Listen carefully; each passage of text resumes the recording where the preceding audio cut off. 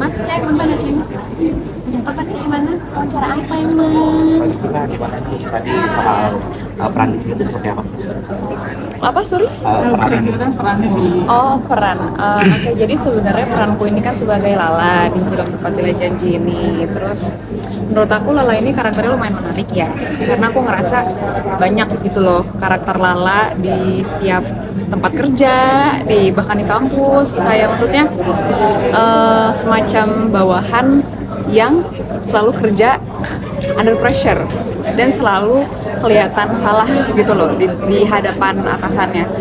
Dan aku lumayan suka sih sama karakternya karena aku dulu pernah juga berada di posisi itu, tapi ya tentunya bukan di pekerjaan yang berhubungan dengan instansi gitu loh, tapi merasa selalu salah di hadapan atasan itu aku pernah banget gitu. Jadi memainkan Lala tuh lumayan menarik dan semoga teman-teman bisa relate juga sih yang maksudnya berada di posisinya Lala gitu loh.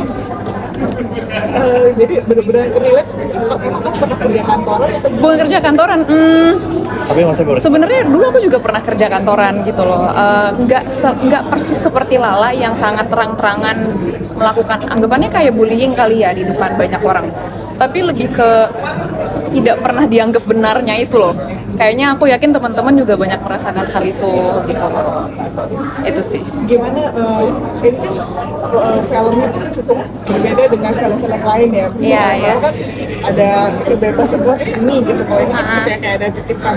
Yes, yes.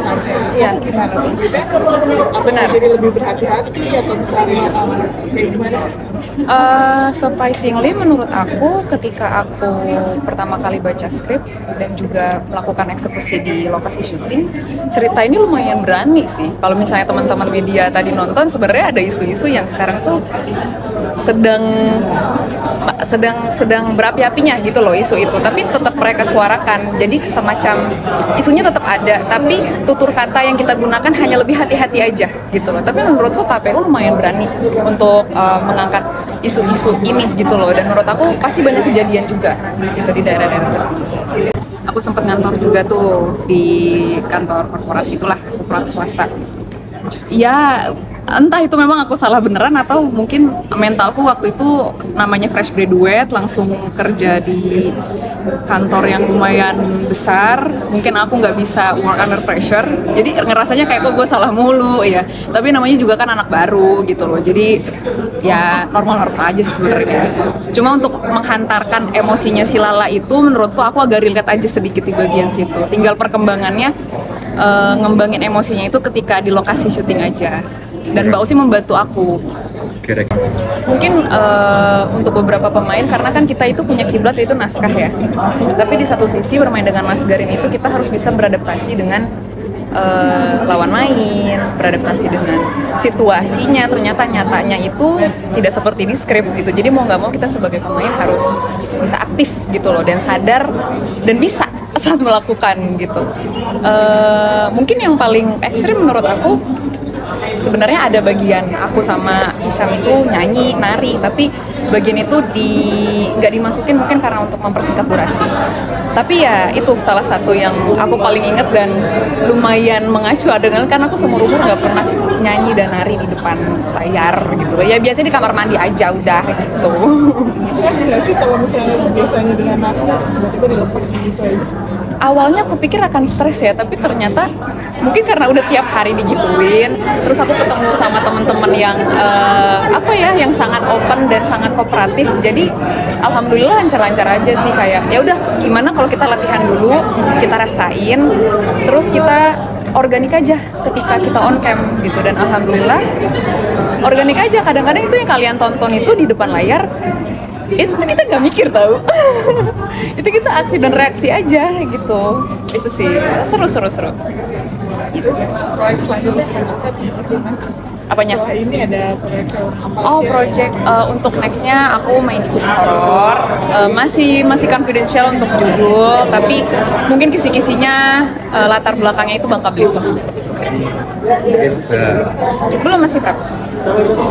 Pimpinan tadi Mbak Uzi kayaknya apakah benar gitu loh dorong kamu sendiri? Oh iya, itu juga salah satu pengalaman seru ya. Maksudnya kenal dengan Mbak Oji itu orangnya sangat menarik, sangat organik, sangat eksplosif, tapi aman kok. Maksudnya terkadang mungkin Mbak Oji itu nggak ngasih tahu ke aku duluan supaya ada elemen of surprises yang ya udah itu memang supaya reaksiku juga natural. Jadi aku justru bersyukur bisa dipartnerin sama Mbak Ozi. Ya memang lumayan beneran, tapi itu masih di taraf normal banget, nggak menyakiti atau apapun. Justru aku jadi keluarin natural, jadi kayak canggung terus kayak malu terus ya udah nunduk aja ngipas-ngipasin gitu. Ada yang sampai jatuh mungkin atau? Enggak sih, alhamdulillah aman. Gitu aja. Terima kasih teman-teman. Ada yang pengalaman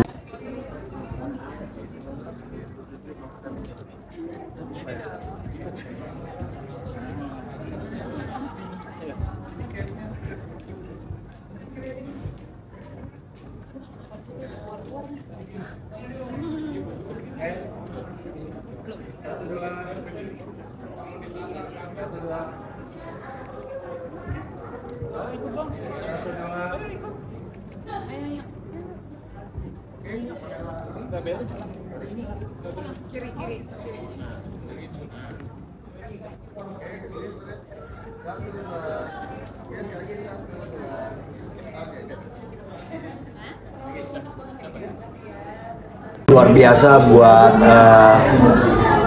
teman-teman dan juga atlet, para jajaran atlet dan juga staf ofisial yang sudah memberikan rasa bangga buat Indonesia.